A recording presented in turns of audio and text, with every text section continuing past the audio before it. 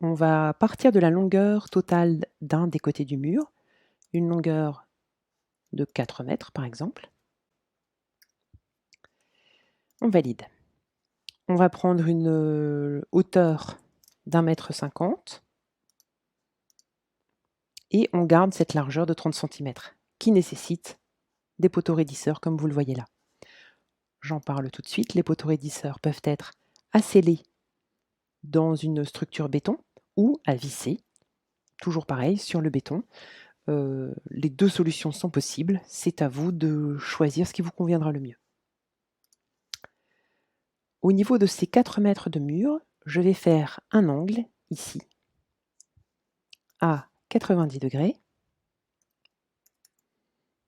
après 2 mètres de mur. Donc on voit donc ici 2 mètres de mur, puis 2 mètres de ce côté, avec un angle droit entre les deux.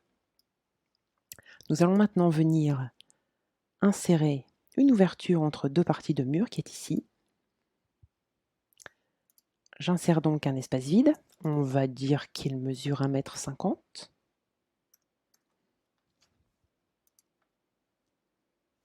Puis nous reprenons un mur identique de l'autre côté. Soit un mur de 4 mètres, sur une hauteur d'1,50 m, sur une épaisseur de 30 centimètres.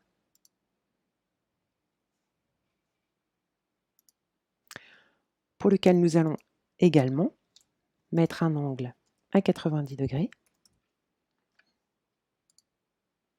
Et voilà. Nous avons donc très rapidement la structure de votre mur,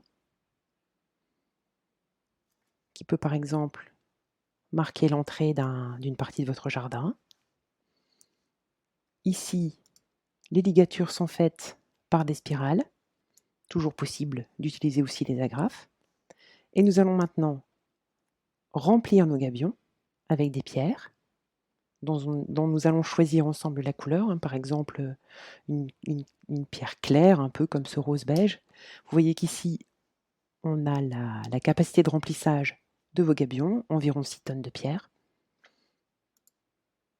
Et voilà. Votre mur est ainsi réalisé.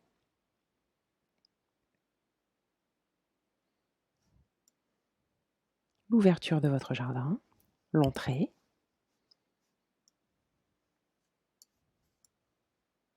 et l'intérieur, avec ces murs qui sont bien réalisés en angle à 90 degrés, sur la hauteur désirée, qu'on peut voir également bien sûr de dessus.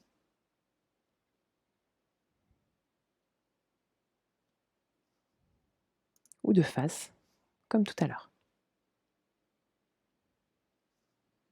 Voilà, donc un procédé simple qui vous permet de visualiser le mur que vous avez imaginé et qui s'adaptera parfaitement à votre jardin.